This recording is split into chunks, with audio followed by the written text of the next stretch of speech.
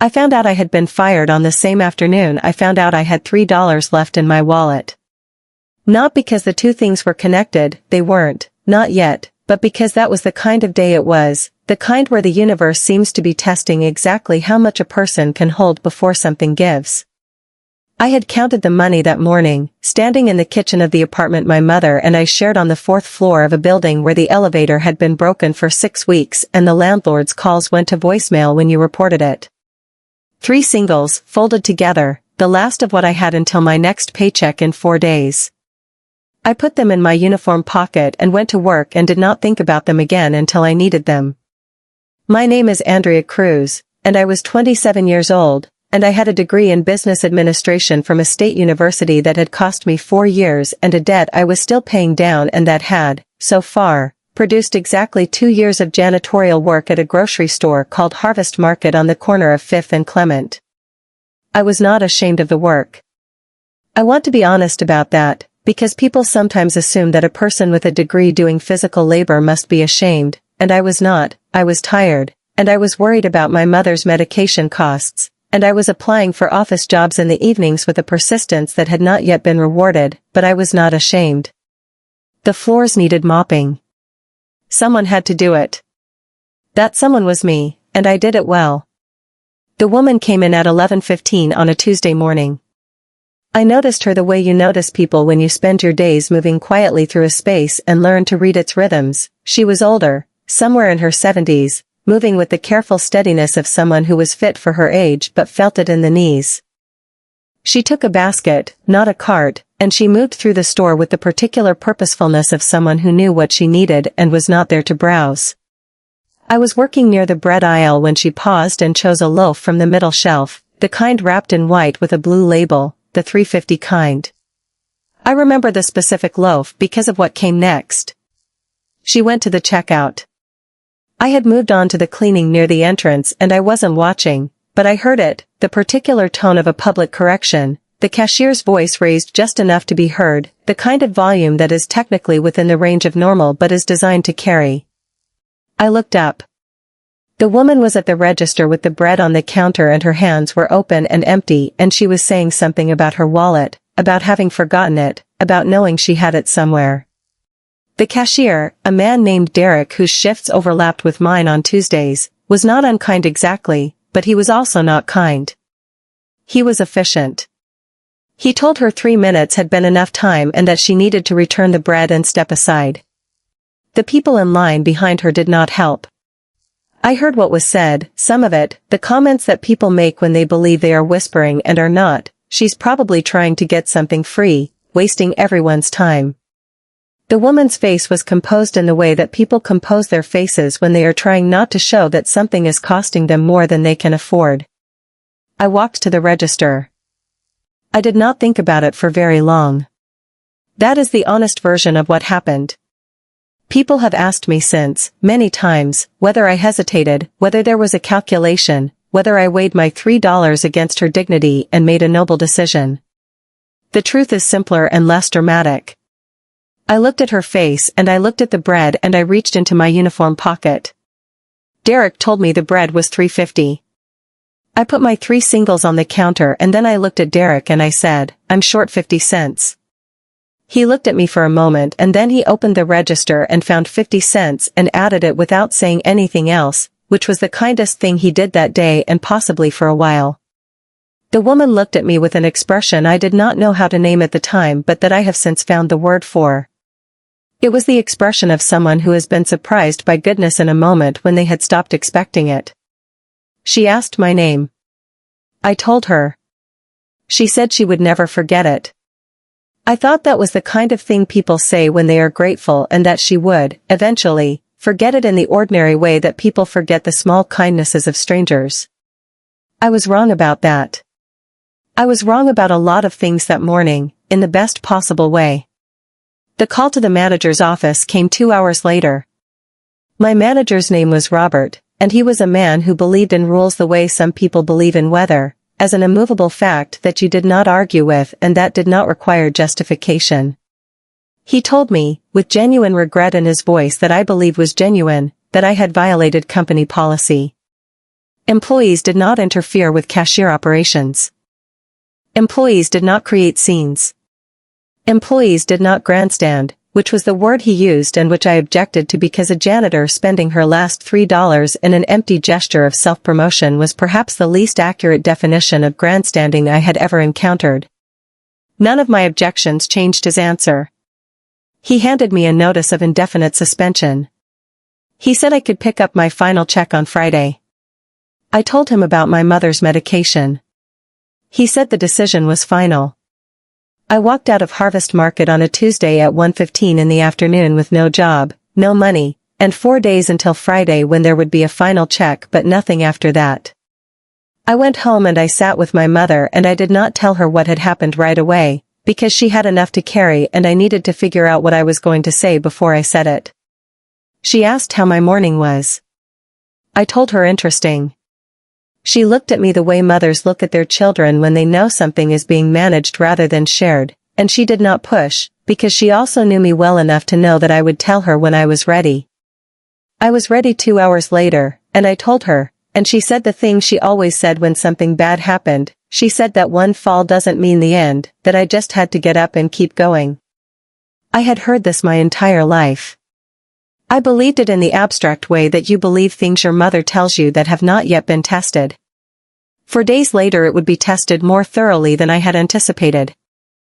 The knock at our door came on Thursday afternoon, 2 days after the bread and 1 day before my final check.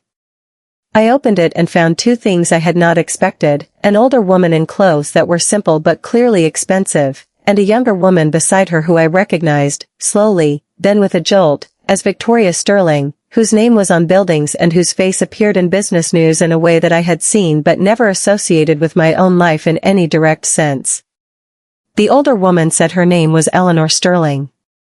I understood, in the way that understanding sometimes arrives complete rather than in pieces, that I was looking at the mother of one of the most powerful businesswomen in the country and that this was the woman whose bread I had bought 2 days ago in Harvest Market with my last $3.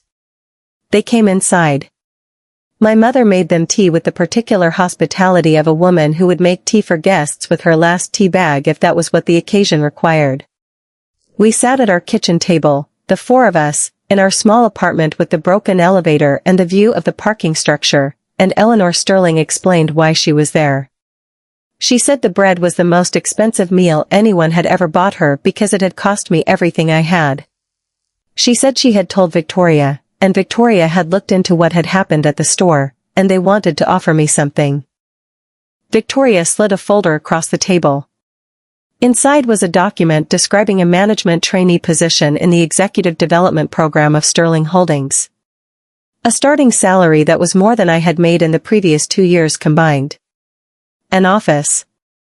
A future that bore no resemblance to the Tuesday morning I had been living 48 hours earlier. I told them I didn't have corporate experience. I told them I had been a janitor for 2 years. I told them I didn't understand why they were sitting at my kitchen table offering me something like this. Eleanor looked at me for a moment and then she said something that I have carried with me every day since. She said that skills could be taught. She said integrity, the kind that makes a person spend her last $3 on a stranger, could not be taught. She said it was either in you or it wasn't. And she said she wanted it in her company. I said yes. Of course I said yes. But I want to be honest about what yes felt like, because it did not feel triumphant in the way that people imagine when they hear this story later. It felt terrifying. It felt like standing at the edge of something very large and being asked to step forward before you were certain the ground was there. I had spent 2 years applying for office jobs and being told, in the polite language of rejection emails, that my qualifications were insufficient or that they had decided to move forward with other candidates, and now the mother of a billionaire was sitting at my kitchen table offering me a position that those same offices would have required 5 years of experience to even interview for. The gap between what I deserved and what I was being given felt enormous, and I spent the first weeks of the job waiting for someone to notice the gap and send me back. The first day of orientation, I walked into a conference room full of people who had MBAs from schools I had applied to and not gotten into, who had interned at companies I had sent cold emails to and never heard back from. One of them asked, in the particular tone of someone who is performing curiosity but is actually performing contempt, how I had gotten into the program. I did not have to answer, because Victoria Sterling walked into the room and answered it herself, standing at the front of the conference room and explaining to 22 well-credentialed young professionals that I had been selected because I had demonstrated character, which was the one thing their resumes and GPAs and internship records could not prove, and that if anyone had a problem with my presence they were welcome to come to her office, but she suggested they spend less time wondering how I got there and more time proving they deserved to be there themselves. The room was very quiet after that. I was grateful and terrified in equal measure, which was the baseline of my first 6 months. A man named Victor was the person who made the first 6 months hardest. He was 8 years into his career at Sterling Holdings, competent and ambitious and deeply, genuinely offended by my presence in a way that I tried not to take personally and found I could not entirely avoid.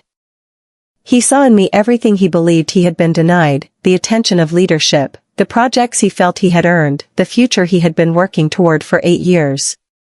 His resentment was real and I understood it even when I was on the receiving end of it. What I did not understand, until later, was how far he was willing to take it.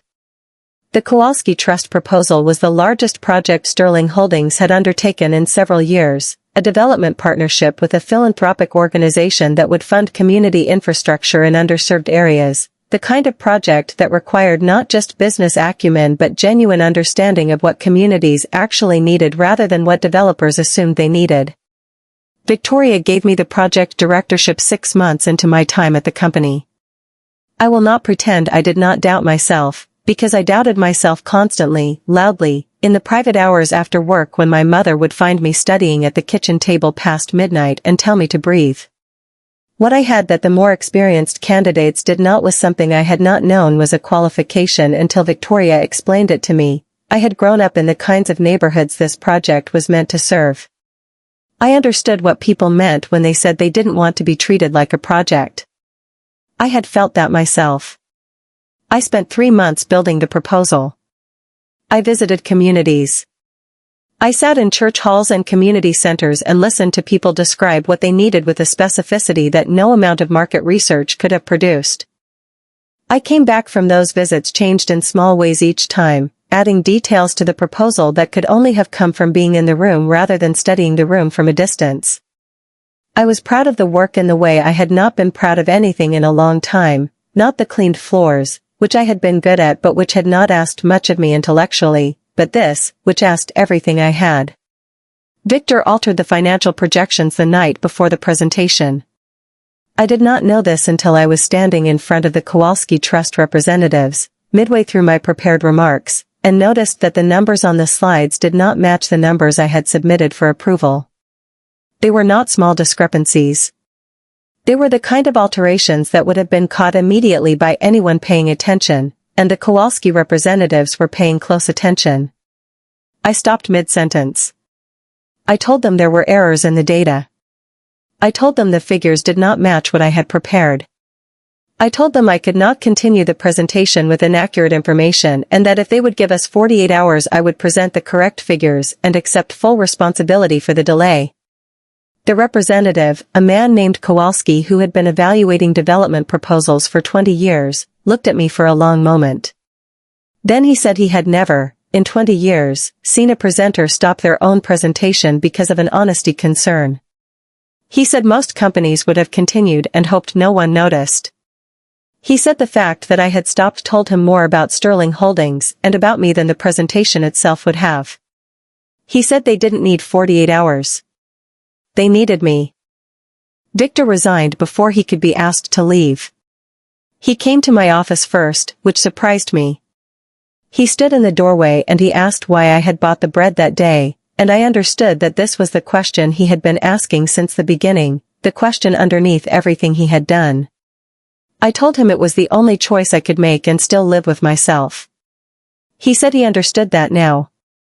He said he had not understood it before and that was the problem. He left and I sat in the quiet of my office and I thought about Eleanor and the bread and the $3 and the strange long chain of events that had led from that Tuesday morning to this one, each link connected to the next in ways I could not have predicted or planned. Victoria offered me the directorship of a new division 6 months after the Kowalski proposal was signed. Community development and social impact, overseeing every project the company undertook from the perspective of the communities it affected. A director-level position, a year into my time at Sterling Holdings. I told her I had only been there a year. She said in that year I had accomplished more than most people managed in a decade and that she was not offering me charity but a job I was uniquely qualified to do. She said I understood communities in a way no MBA could teach because I had lived the struggles the projects were meant to address. I said yes again, and again it felt like standing at the edge of something very large, and again the ground was there. The anniversary dinner was Eleanor's idea. 1 year after the bread, she organized an event at the company's main venue and she invited the people who had been part of the year, colleagues, community partners, the woman from the scholarship program who had called to tell us it had changed her life, the former cashier from Harvest Market who came to tell me he was sorry he hadn't spoken up and who I told was doing his job and that I didn't blame him. Eleanor stood at the front of the room and said things about me that I had to look at the floor through because looking at her while she said them was more than I could manage. Then she asked me to speak. I stood at a microphone in a room full of people who had, in one way or another, been part of the strangest and best year of my life, and I told the truth, which was the only thing I knew how to do. I said that a year ago I was mopping floors and had $3 and a sick mother at home and a dream that had been beaten down by 2 years of rejection. I said I had not bought the bread because I was a good person or a special person but because at that moment it was the only thing I could do and still live with myself. I said I did not stand there as proof that good deeds are always rewarded, because they are not. I said I stood there as proof that goodness is its own reward. I said don't wait until you have enough to be kind. You will never have enough. Give your $3.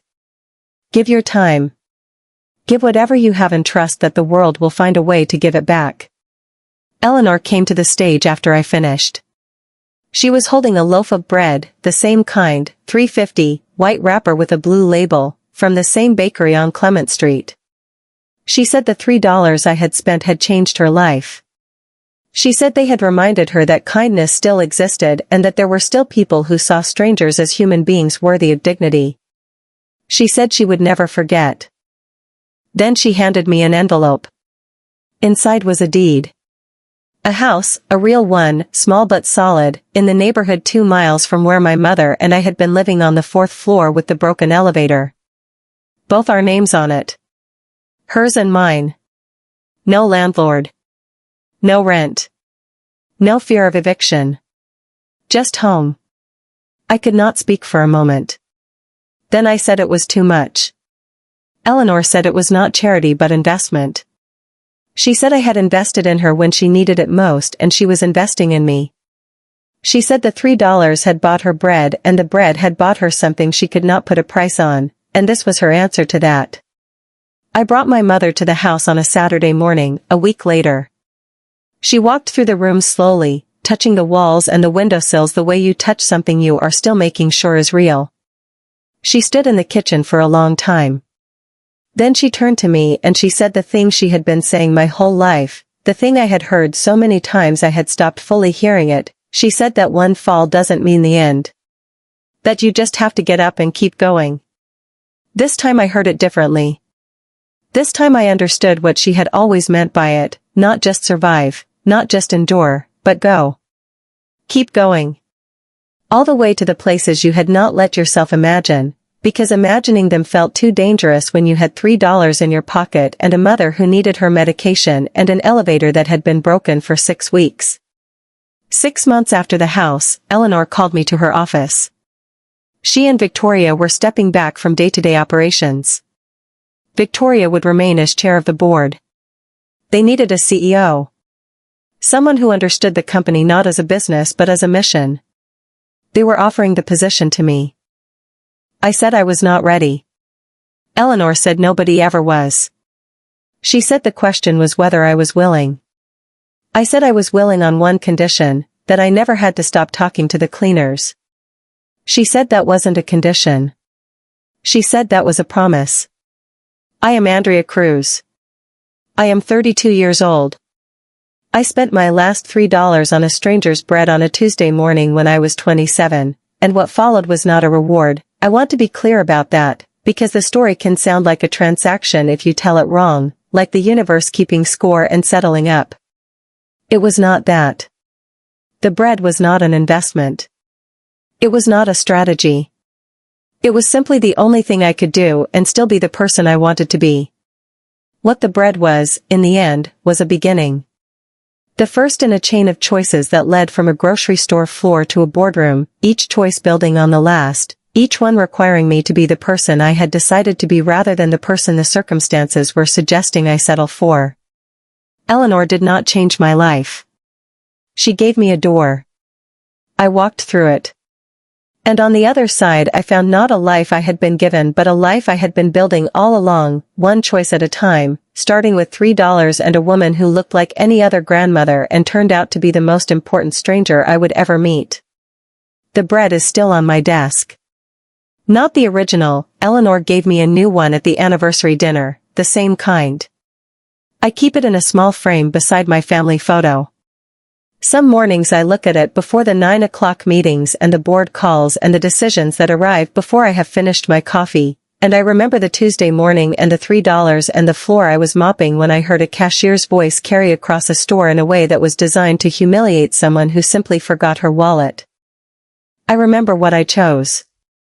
And I remember that the choice was not complicated.